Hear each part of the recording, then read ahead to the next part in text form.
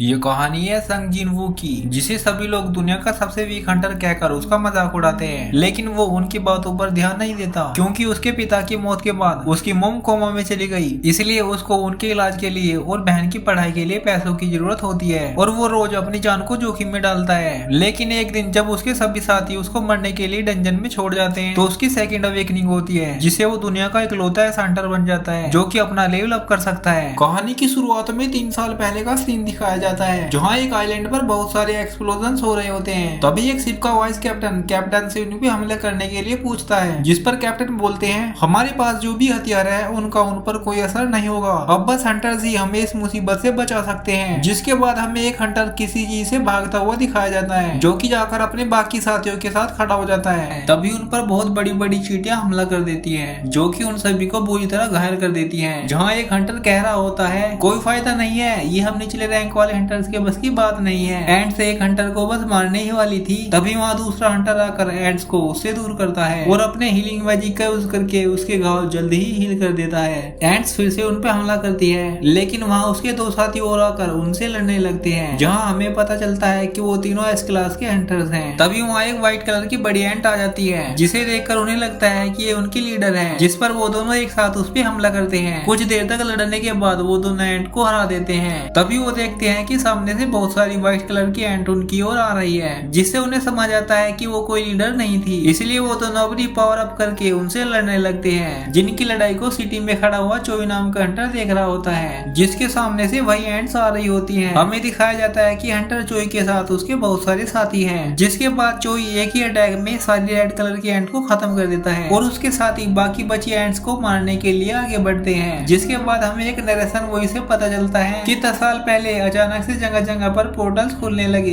जिनके अंदर अलग अलग मैजिकल बीस्ट और दानव रहते हैं, जिन पर आम हथियारों का कोई असर नहीं होता। जो लोग इनसे लड़ने लायक बन पाए उन्हें हंटर्स कहा गया, जिनकी पावर्स के हिसाब से उन्हें अलग अलग रैंक दी गई, जैसे एस, ए, बी, सी, डी और ई। जहाँ एस रैंक सबसे स्ट्रॉन्गेस्ट हंटर के लिए थी और ई रैंक सबसे वीक हंटर के लिए। हमें बताया जाता है कि एक बार जब किसी की पावर अवेकन हो जाती है, तो उसके बाद वो चाहे जितनी भी कोशिश कर ले उससे ज्यादा पावर गेन नहीं कर सकता। जिसके बाद प्रेजेंट का सीन दिखाया जाता है, जहाँ कुछ हंटर्स एक डंजन की रेड के लिए इकट्ठा हो रहे होते हैं। तभी किम पार्क को आवाज देकर बुलाता है, जिस पर किम बोलता है, हमें लगा था तुम हंटर्स का काम छोड़ चुके हो। जिस पर पार्क बोलता है कि वो एक बार फिर से बाप बन गया, इसलिए उसको थोड़े पैसों की जरूरत है। तभी वहाँ संग जिनवू आ रहा होता है, जिसे देखकर सभी लोग उससे उसका हालचाल पूछ रहे होते हैं। जिस पर जिनवू हंसकर बोलता है, तुम सबके साथ दोबारा काम करके अच्छा लग रहा है। तभी किम भी उससे पूछता है, हे संग, कुछ खाकर तो आए हो ना। जिसके बाद पार्क किम से पूछता है, ये इतना ताकतवर है क्या जो सभी लोग इसके बारे में बात कर रहे हैं। जिस पर किम हंसकर बोलता है कि जैसा तुम समझ रहे हो उसका बिल्कुल उल्टा है। तुम्हारे जाने के बाद ये हमारे साथ आया, जो कि इतना वीक है कि रैंक के डंजन से भी हफ्तों तक हॉस्पिटलाइज हो जाता है। इसलिए सब लोग इसको दुनिया का सबसे वीक हंटर कहते हैं। लेकिन धीरे बात करो वरना वो सुन लेगा। हाँ, क्या फायदा, अब तो सुन भी लिया। जिसके सामने से जूही आ रही होती है, जो कि उससे उसको लगी चोट के बारे में पूछती है। जिसके बाद वो दोनों साइड में जाकर बैठते हैं। जिनवू बताता है कि वो एक रैंक के डंजन में गया था, जिससे वो हॉस्पिटलाइज हो गया। जूही बोलती है कि क्या वहाँ कोई हीलर नहीं था। जिस पर जिनवू बताता है कि डंजन काफी लो लेवल का था और सभी हंटर्स काफी हाई रैंक वाले, इसलिए उन्होंने हीलर को साथ ले जाने के बारे में नहीं सोचा। जिस पर जूही गुस्सा होकर बोलती है, लो लेवल का डंजन होने का मतलब ये तो नहीं कि हीलर को साथ नहीं ले जाना चाहिए, कहीं भी हीलर की जरूरत पड़ सकती है। जिसके बाद जिनवू बोलता है, कोई बात नहीं, मैं ही वीक हूँ, मुझे तो अब इन सब की आदत हो गई है। जिस पर जूही उसे कुछ नहीं कह पाती। जिसके बाद सभी लोग डंजन के लिए इकट्ठा होते हैं, जहाँ मिस्टर सोंग आकर खुद को उस रेड का लीडर बोलते हैं। सोंग उनमें सबसे हाई रैंक पर थे, तो किसी को उनके लीडर होने से कोई प्रॉब्लम नहीं होती। जिसके बाद वो सब लोग डंजन में जाते हैं, जहाँ जिनवू अपने नाइफ को देखकर सोचता है, मेरे पास बस यही नाइफ है जिसमें कि ना के बराबर मैजिकल पावर्स हैं, लेकिन मेरे लिए भी यही अफोर्डेबल था, चलो कुछ ना होने से तो अच्छा ही है। जिसके बाद वो भी डंजन में चला जाता है, जहाँ जिनवू एक गोबलिन को मार भी देता है, जिससे उसे एक माना स्टोन मिलता है, जिसका वो हंटर गिल्ड में देकर काफी सारे पैसे कमा सकता है, जिनसे वो लोग अलग अलग वेपन्स और काफी सारी चीजें बनाते हैं। जिनवू ये सब सोच ही रहा होता है, तभी एक और गोबलिन उस पे हमला कर देता है, जिससे वो मुश्किलों से खुद को बचा पाता है। जिसके बाद जब जिनवू उस पे हमला करता है, तो उसका नाइफ भी टूट जाता है और गोबलिन उसको बुरी तरह जख्मी कर देता है। तभी पार्क वहाँ आकर उसको गोबलिन से बचाता है। जिसके बाद पार्क जूही से जिनवू के साथ रहने को बोलकर दानवों को मारने के लिए चला जाता है। जहाँ जूही जिनवू को हील करती है। जिनवू देखता है कि उसके अलावा सभी लोग वहाँ अच्छा कर रहे हैं, जिसके बाद वो लोग उस डंजन के बॉस को हरा देते हैं और सारे माना स्टोन्स कलेक्ट करके जाने ही वाले थे। तभी उन्हें एक गुफा दिखती है जिसके अंदर शायद उन्हें और भी सामान मिल जाए, लेकिन इससे कुछ लोग सहमत नहीं होते। वो वापस घर जाना चाहते हैं, जिसके लिए वो लोग वोट करते हैं, जहाँ 6 लोग अंदर जाने के लिए तैयार होते हैं और 6 नहीं होते। लास्ट में जिनवू बचता है, जो कि सोचता है मुझे पता है ई रैंक का डंजन मेरे लिए कितना खतरनाक हो सकता है, पर क्योंकि डैड का कुछ पता नहीं चल रहा कि वो कहाँ है, मुझे माँ के इलाज के लिए और बहन की पढ़ाई के लिए पैसे चाहिए, चाहे जो हो जाए मैं तैयार हूँ। जिसके बाद एक फैसिलिटी का सीन दिखाया जाता है, जहाँ जिसकी पावर्स अभी भी अवेकन हुई है वो अपनी रैंक टेस्ट करवा रहा होता है, जिसके बाहर यूनिक गिल्ड वाले जॉब का ऑफर दे रहे होते हैं। जहाँ एक एजेंट हंटर चोई से फोन पर कह रहा होता है कि एक बी रैंक का और 2 सी रैंक के हंटर्स हमारे साथ काम करने के लिए तैयार है। जिस पर चोई बोलता है एज या जेंडर किसी से फर्क नहीं पड़ता, अगर उनमें टैलेंट है तो उन्हें ऑफर कर दो। वैसे भी ऐसे हंटर्स कहाँ मिलते हैं जो हमारी हाई एंड की बराबरी कर सके। जिसके बाद एक सिटी का सीन दिखाया जाता है, जहाँ 2 लोग एक लड़की का पर्स छीन कर भाग रहे होते हैं। तभी उनके सामने हाइन आ जाती है, जो इजीली उनको हरा देती है। हाइन लड़की को उसका पर्स वापस करती है, जहाँ लोग उसे पहचान लेते हैं कि ये तो एस क्लास हंटर हाइन है, जिस वजह से उसे ऊपर की तरफ कूदकर जाना पड़ता है। दूसरी तरफ जिनवू हमें वोट करने के लिए जूही से सॉरी बोल रहा होता है, जहाँ जूही कहती है अगर वो चोट तुम्हें थोड़ी भी ऊपर लगी होती है तो तुम मर जाते जिनवू। जिससे जिनवू को समझ आता है कि जूही ने काफी मुश्किलों से उसको हील किया है। जूही बोलती है अगर वो उसे थैंक्स बोलना ही चाहता है तो उसे डिनर के लिए ले जा सकता है। तभी उन्हें एक बड़ा सा गेट दिखता है, जिसके अंदर जाते ही वहाँ अपने आप लाइट्स जल जाती है। वहाँ वो काफी सारे स्टैचूज को देखते हैं, जहाँ जिनवू एक बड़े से स्टैचू को देख रहा होता है। तभी उन्हें एक स्टैचू पर टेम्पल रूल्स दिखते हैं। रूल 1 देवता का सम्मान करो,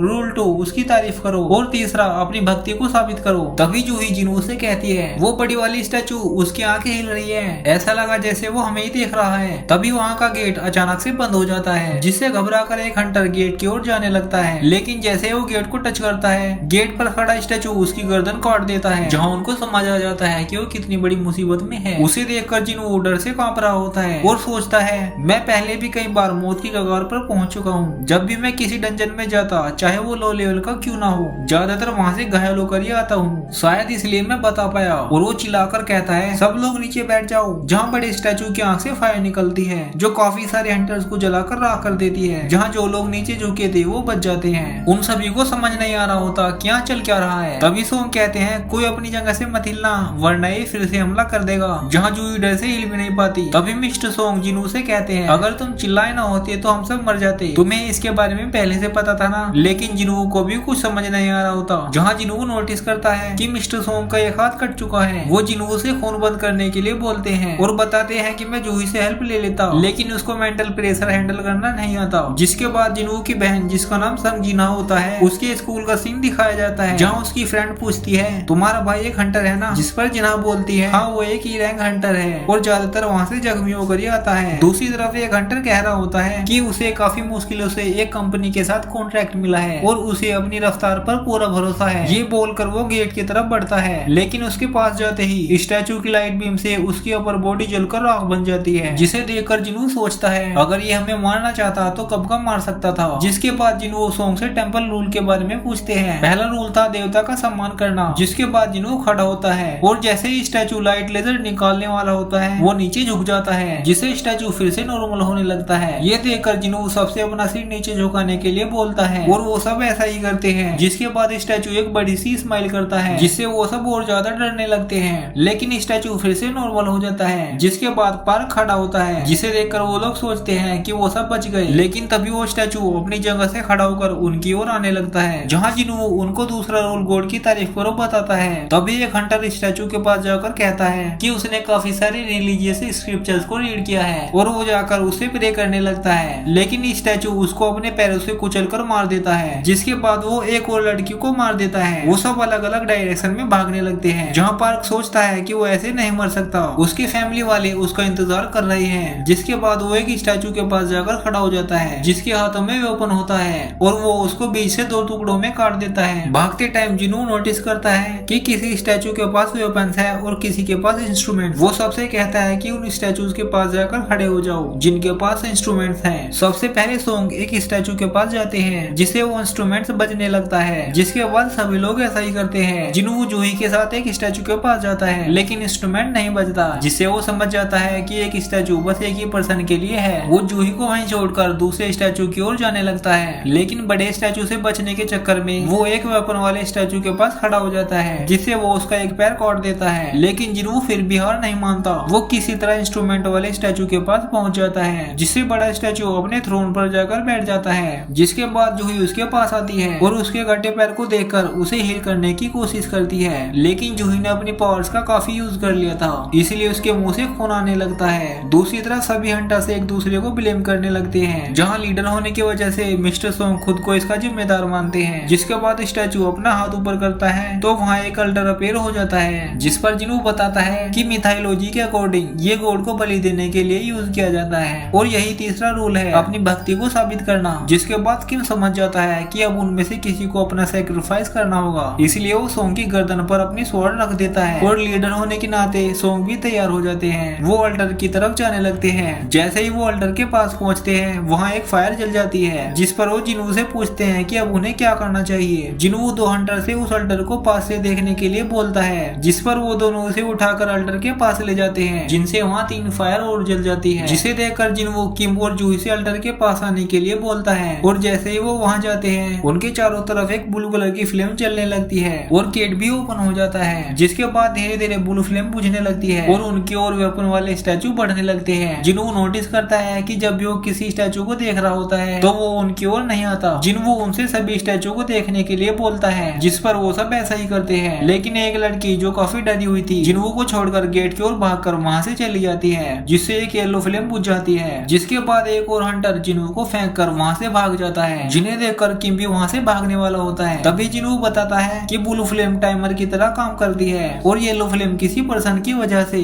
अगर हम सारी ब्लू फ्लेम बुझने तक का वेट करें तो शायद हम सब बच सकते हैं, लेकिन किम को लगता है कि सारी ब्लू फ्लेम बुझने के बाद वो हमेशा के लिए यहीं ऊपर कैद हो जाएंगे। किम बोलता है तुम वीक हो, लेकिन अब तक हम सिर्फ तुम्हारी ही वजह से जिंदा हैं। मैंने ऐसा एक्सपेक्ट नहीं किया था, लेकिन मैं यहाँ नहीं रुक सकता। मेरी फैमिली वाले मेरा इंतजार कर रहे हैं। और किम भी वहाँ से रोकर भाग जाता है। जिसके बाद स्टैचू उनकी ओर आने लगते हैं, जहाँ मिस्टर सोंग कहते हैं कि अब तुम दोनों को जाना चाहिए, तुम्हारे सामने पूरी जिंदगी पड़ी है। और जूही से कहते हैं कि तुम जिन्वू का ख्याल रखना। लेकिन जूही जैसे ही खड़ा होने की कोशिश करती है तो वो देखती है कि उसके पैर काम नहीं कर रहे, क्योंकि जिन्वू को हील करने में उसने अपनी सारी पावर्स यूज कर ली थी। जिसके बाद जिन्वू मिस्टर सोंग से कहता है कि वो जूही को उठाकर वहाँ से बाहर ले जाए, क्योंकि जिन्वू का एक पैर कट चुका होता है। जिन्वू जूही को खाने पर ना ले जाने के लिए सॉरी बोलता है और अपना माना स्टोन उसे दे देता है। जूही जिन्वू से ऐसा करने के लिए ना बोलती है, लेकिन मिस्टर सोंग उसको पीछे से मारकर बेहोश कर देते हैं। जिनके बाहर जाते ही फिर से 2 येलो फ्लेम बुझ जाती है और वो सब स्टैचूज जिन्वू की ओर आने लगते हैं। जिसके बाद जिन्वू किम की स्वॉर्ड उठाकर सोचता है कि वो उनमें से एक को तो मारकर ही मरेगा, लेकिन इतने बड़े बड़े मॉन्स्टर के बीच उसकी कहाँ चलने वाली थी। स्टैचूज धीरे धीरे उसकी बॉडी से उसके पार्ट्स को अलग करते हैं। जिन्वू बुरी तरह तड़प रहा होता है। स्टैचूज जिन्वू को अपनी स्वॉर्ड से उठाकर उस अल्टर पर भी गिरा देते हैं। जिन्वू सोच रहा होता है कि वो इस तरह नहीं मरना चाहता, काश मुझे एक मौका और मिल जाता। जिन्वू की आंखों के आगे अंधेरा होता है, लेकिन तभी उसके सामने एक मोबाइल गेम की तरह स्क्रीन आती है, जिसमें लिखा था कवरेज ऑफ द वीक। तुमने एक प्लेयर बनने के लिए सारी क्वालिफिकेशन अचीव कर ली है, क्या तुम इसे एक्सेप्ट करोगे? अगर वो उसे एक्सेप्ट नहीं करेगा तो उसका हार्ट 0.02 सेकंड में धड़कना बंद हो जाएगा।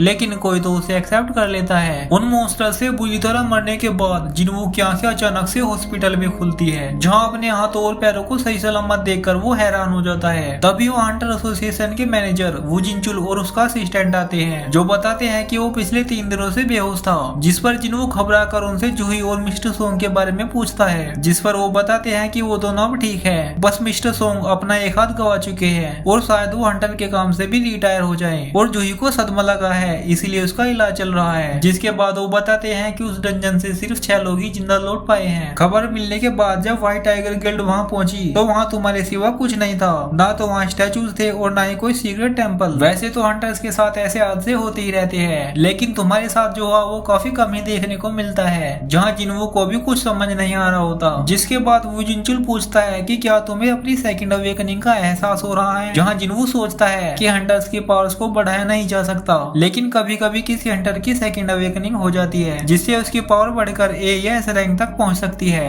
जिन्वू ये सुनकर थोड़ा एक्साइटेड हो जाता है। तभी वो जिनचुल उसके सामने एक माना मीटर रख देता है, जिससे जिन्वू की नई रैंक पता चल सकती है। जब जिन्वू उस पे हाथ रखता है तो मीटर 10 पॉइंट शो करता है, जिससे वो दोनों जिनवू से सॉरी बोलकर बाहर आते हैं और बात करते हैं कि एक रैंक के हंटर का भी माने स्कोर 70 से ज्यादा होता है और ये तो कोई नॉर्मल आदमी है। जिनवू भी सोचता है कि वो बिना वजह के एक्साइटेड हो गया था, लेकिन जिनवू ये देखकर हैरान था कि उन्होंने उसके सामने आ रही स्क्रीन के बारे में उससे नहीं पूछा। जिनवू उसी स्क्रीन को टच करता है जिससे उसे उस डंजन के विजन्स आने लगते हैं। तभी वहाँ जिना आ जाती है जो उसे डांटती है क्योंकि वही बार बार जख्मी होकर आता है। वो बोलती है अगर अगली बार उसके साथ कुछ ऐसा हुआ तो वो कॉलेज छोड़कर कोई जॉब करने लगेगी। जिसके बाद जिनवू उसे सॉरी बोलता है और पूछता है कि क्या उसे उसके सामने आ रही स्क्रीन दिख रही है, लेकिन जिन्हा को वहाँ कोई स्क्रीन नहीं दिख रही होती। जिसके बाद जिनवू पूछता है कि किसी गेम के अनरीड मैसेज को कैसे पढ़ा जाता है। ये सुनकर जिन्हा थोड़ा हैरान हो जाती है क्योंकि उसने जिनवू को कभी गेम में दिलचस्पी लेते हुए नहीं देखा, लेकिन फिर भी वो बता देती है कि उसके लिए मैसेजेस को खोलना होता है। जिसके बाद जिन्हा सोचती है कि जिनवू अब ठीक है, इसलिए वो वहाँ से अपनी फ्रेंड के साथ चली जाती है। मैसेजेस के अंदर जिनवू पढ़ता है ये सिस्टम प्लेयर की डेवलपमेंट में हेल्प करने के लिए बनाया गया है। अगर प्लेयर रूल्स को फॉलो नहीं करेगा तो उसे पेनल्टी भी लग सकती है, अगर वो उसे फॉलो करेगा तो उसे रिवॉर्ड्स भी मिलेंगे। जिनवू को समझ नहीं आ रहा होता कि यहाँ चल क्या रहा है, लेकिन फिर भी वो एक डेली क्वेस्ट को कंफर्म कर देता है जहाँ उसको 100 पुशअप्स, 100 सिटअप्स, 100 स्क्वाट्स और 10 किलोमीटर रन करना होता है और लास्ट में डेली क्वेस्ट पूरा ना करने पर उसको सजा दी जाएगी। लेकिन जिनवू हंसकर सोचता है कि वो अभी हॉस्पिटल में है और वो इतनी मेहनत क्यों ही करे, शायद मेरे साथ कोई मजाक कर रहा है, और जिनवू उसको इग्नोर कर देता है। दूसरी तरफ हंटर चोई हाइन से बी रैंक के अगले मिशन में इंस्ट्रक्टर बनने के लिए बोल रहा होता है, जिसमें ज्यादातर हंटर्स न्यू होने वाले हैं, इसलिए वो चाहता है कि हाइन उनको लीड करे। जिसके बाद एक हाईवे का सीन दिखाया जाता है जहाँ अचानक से एक डंजन गेट अपीयर हो जाता है, जिसे देखकर लोग हंटर के आने का वेट करने लगते हैं। हॉस्पिटल में 12 बजते ही जिनवू के पास वार्निंग नोटिफिकेशन आने लगते हैं, जहाँ जब वो देखता है तो वो किसी रेगिस्तान में होता है जहाँ उसके पीछे एक जॉइंट सेंटीपीड होता है। उसने डेली क्वेस्ट को पूरा नहीं किया, इसलिए उसको पेनल्टी के तौर पर 4 घंटों तक वहाँ सर्वाइव करना होगा। जिसके बाद जिनवू इधर उधर भागने लगता है ताकि वो सेंटीपीड से खुद को सर्वाइव करा सके। हॉस्पिटल में नर्सेज जिनवू को वहाँ ना पाकर इधर उधर ढूंढने लगती है। जिनवू किसी तरह काफी सारा टाइम सर्वाइव कर लेता है और जैसे ही सेंटीपीड उसको खाने वाला होता है सर्वाइव टाइम पूरा हो जाता है, जिसे जिनवू वापस हॉस्पिटल में आ जाता है, जहाँ जिनवू को समझ आ जाता है कि ये स्किन उसकी कोई इमेजिनेशन या कोई मजाक नहीं है। फिर हमें जूही के घर का सीन दिखाया जाता है जिसे कोई कॉल पर डी रैंक के डंजन के लिए बोल रहा होता है, लेकिन जूही वहाँ जाने से मना कर देती है, जिस पर वो बोलता है कि जिनवू को होश आ गया है। जिस पर अगले दिन जूही जिनवू से मिलने जाती है, जहाँ वो नर्सेज को जिनवू के बारे में बात करते हुए देखती है, जो कह रही होती है कि जब से वो होश में आए हैं हर रोज एक्सरसाइज करते हैं, हम उन्हें मना भी करे तब भी वो बोलते हैं कि उन्हें जल्दी ही फिट होना है। जिनकी बातें सुनकर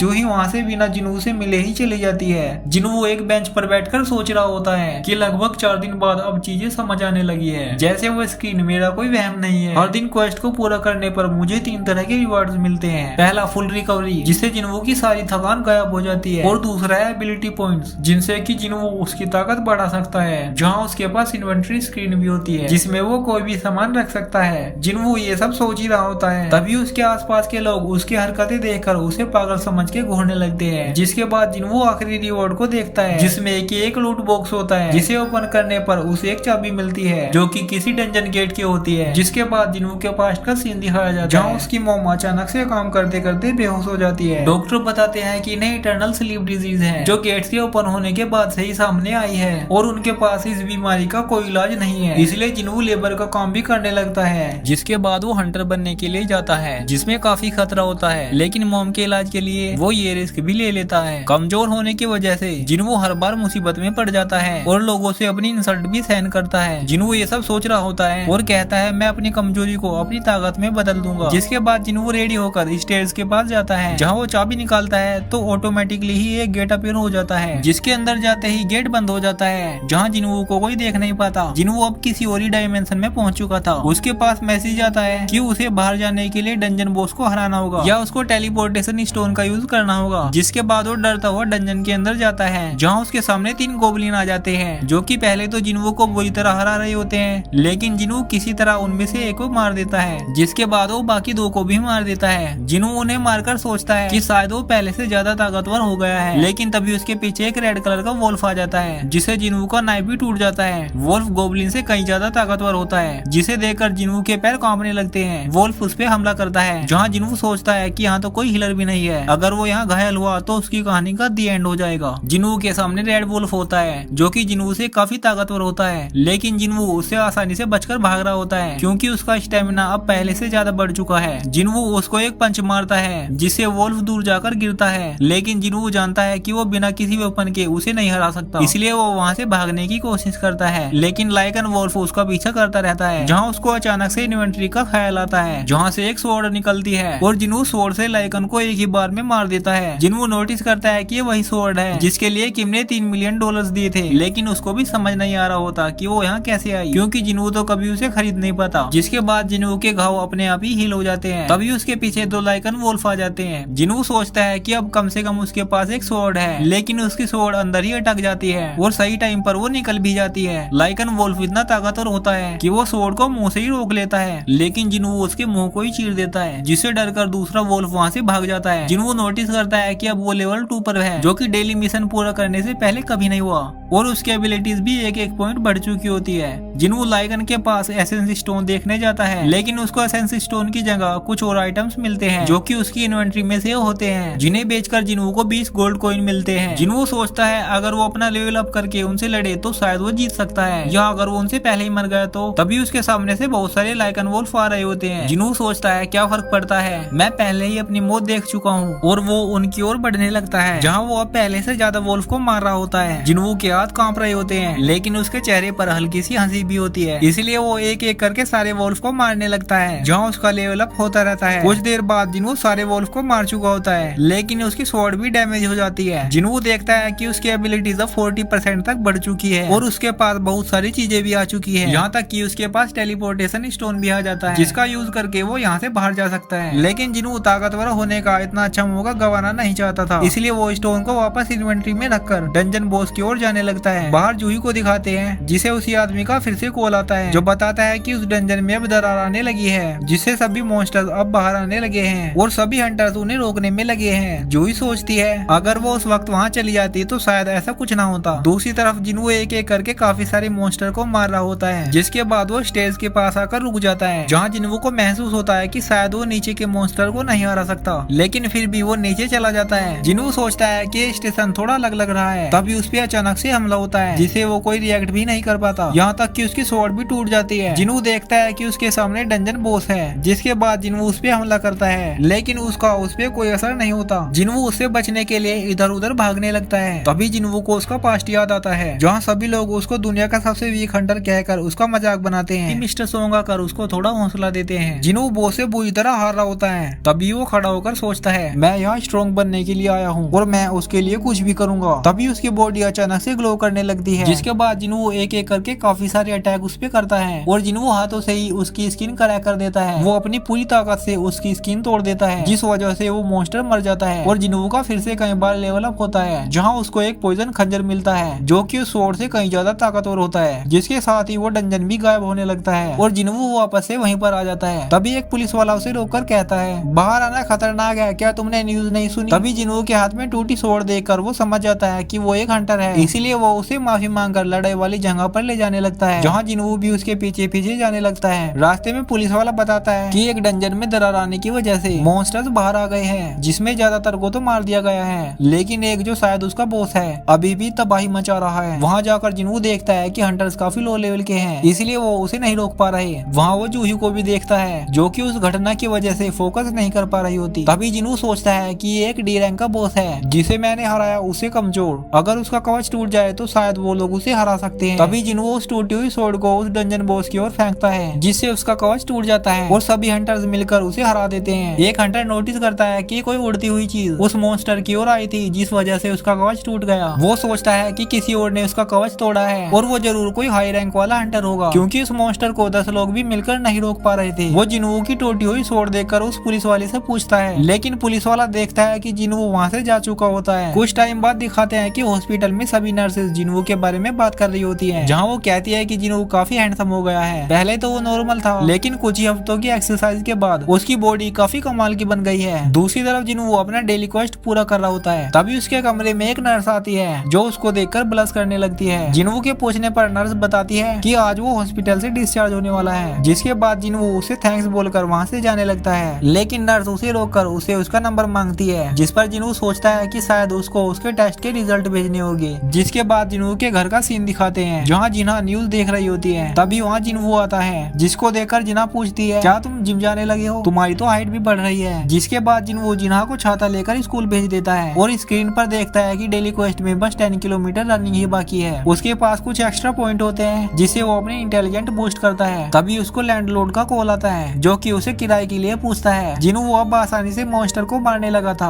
तो इसलिए उसको अब पैसों की प्रॉब्लम नहीं थी, लेकिन हाई रैंक के डेंजर में कोई ई रैंक के हंटर को नहीं जाने देगा। इसलिए जिन्हू अपनी रैंक बढ़ाने के बारे में सोचता है। अब सिर्फ वही था जो अपना लेवल अप कर सकता है। जब जिन्हू अपना डेली क्वेस्ट पूरा कर रहा होता है तभी वहाँ एक पार्टी आती है जो उसको उनके साथ चलने के लिए इनवाइट करती है, जिनमें कुछ बी रैंक के और डी रैंक के हंटर्स होते हैं। वो जिन्हू को इसलिए ले जाना चाहते थे ताकि उनकी पार्टी के मेंबर्स पूरे हो सके। जिन्हू को बस बैग्स ही उठाने थे, जिसके बदले में वो उसको काफी सारे पैसे देने वाले थे। वो एक कागज पर जिन्हू के साइन भी करवाते हैं जिसमें लिखा होता है वहाँ मेरे साथ जो भी होगा उसकी जिम्मेदारी मैं खुद लेता हूँ। यहाँ तक कि उनके पास कोई हीलर भी नहीं होता। जिसके बाद वहाँ 21 साल का जिन्हू आता है जिसके पास एक काफी महंगा आर्मर होता है। वो खुद को जिन्हू से इंट्रोड्यूस करता है जिस पर जिन्हू सोचता है कि ये काफी अमीर घर से होगा। जिसके बाद वो सभी लोग डंजन की ओर जाने लगते हैं। रास्ते में जिन्हू से काफी सारी बातें करता है। तुम पहली बार किसी सी रैंक के डंजन में जा रहे हो ना? अरे फिक्र मत करो, मैं तुम्हारी रक्षा करूंगा। अंदर जाने के बाद एक हंटर अपने मैजिक से रोशनी करता है लेकिन उन्हें वहाँ कोई भी मॉन्स्टर नहीं दिखता। जिन्हू सोचता है कि ये जगह उस टेम्पल की तरह लग रही है। तभी जिन्हू पूछता है कि ये चमकीले स्टोन क्या होते हैं, जिस पर जिन्हू बताता है कि ये ऐसे स्टोन होते हैं जिनसे हल्की हल्की रोशनी निकलती है। इन्हीं की वजह से डंजन में रोशनी रहती है। जिसके बाद वो जिन्हू से काफी सारे क्वेश्चंस पूछता है। तभी जिन्हू सबसे चुप रहने के लिए कहता है। जिन्हू को उनकी हल्की हल्की आवाजें आने लगी थी। वो सबसे ऊपर देखने के लिए बोलता है जहाँ बहुत सारे इंसेक्ट मॉन्स्टर उन पे हमला कर देते हैं, जिनसे वो सभी एक साथ मिलकर काफी अच्छे से लड़ रहे होते हैं। लेकिन जिन्हू को कुछ गड़बड़ लगती है। सभी मॉन्स्टर्स के मर जाने के बाद वो एसेंस स्टोन कलेक्ट करते हैं जहाँ उन्हें कुछ मॉन्स्टर्स पर किसी चीज के निशान दिखते हैं जो कि किसी स्वॉर्ड या मैजिक के नहीं होते, जिससे वो समझ जाते हैं कि अंदर और भी मॉन्स्टर्स होंगे। जिसके बाद हमें एक जिम का सीन दिखाया जाता है जहाँ एक एस रैंक हंटर एक ही बार में एक बड़े पत्थर को तोड़ देता है। डंजन से सभी एसेंस स्टोन लेने के बाद वो लोग बॉस के लिए अंदर जाने लगते हैं जहाँ जिन्हू को फिर से उनकी पार्टी पर शक होता है। कुछ दूर अंदर जाने के बाद उन्हें बहुत सारे मानक क्रिस्टल्स दिखते हैं जिनकी कीमत अरबों में हो सकती है। तभी जिन्हू से कॉन्ट्रैक्ट लेकर डोंगसुक से कहता है कि इस कॉन्ट्रैक्ट में लिखा है भले ही जिन्हू को एसेंस स्टोन ना मिले जो कि मॉन्स्टर को मारने से मिलते हैं, लेकिन मानक क्रिस्टल्स के 8 हिस्से होने चाहिए। जिस पर डोंगसुक भी रेडी हो जाता है, लेकिन उन्हें बॉस को हराने से पहले सभी मानक क्रिस्टल इकट्ठा करने होंगे वरना बॉस के खत्म होते ही डंजन भी क्लोज हो जाएगा। तभी एक हंटर कहता है कि उसने सोचा नहीं था यहाँ इतना सारा सामान मिल जाएगा, इसलिए वो बाकी का सामान बाहर ही भूल गया। जिसके बाद डोंगसुक और उसके सभी लोग जिन्हू को वहाँ छोड़कर सामान लेने के लिए बाहर जाने लगते हैं। जिन्हू कहता है कि वो एक सी रैंक के बॉस के साथ अकेले नहीं रहना चाहते, लेकिन वो सब उनकी बातें नहीं सुनते। यहाँ तक कि वो जाते टाइम अपने मैजिक से वहाँ का दरवाजा भी बंद कर देते हैं। जिन्हू समझ जाता है कि उनका प्लान शुरू से यही था ताकि वो उन्हें मारकर सारा सामान अकेले ही रख सके। जिसके बाद अचानक से डंजन बॉस भी उनके सामने आ जाता है। जिन्हू से कहता है कि वो यहाँ से भाग जाए क्योंकि जिन्हू के पास आर्मर होता है, लेकिन जिन्हू टेम्पल वाले हादसे को सोचकर अकेले ही उसके पास जाकर अपना नाइफ निकाल लेता है।